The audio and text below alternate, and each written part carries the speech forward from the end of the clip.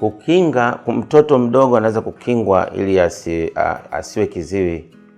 Tuanzia kabisa kwa mama mjamzito. Tunashauri mama mjamzito ahudhurie kliniki inavyotakiwa, na kliniki za ujauzito ziko kila mahali. Kupata chanjo zinazotakiwa, hizo zinaweza kusaidia mtoto akatoka vizuri, unaona.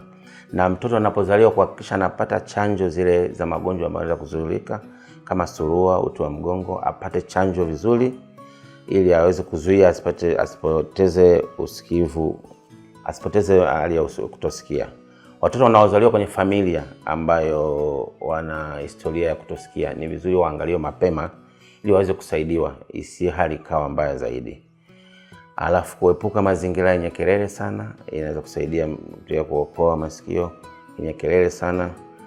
Alafu kuepuka kutumia dawa kiholela.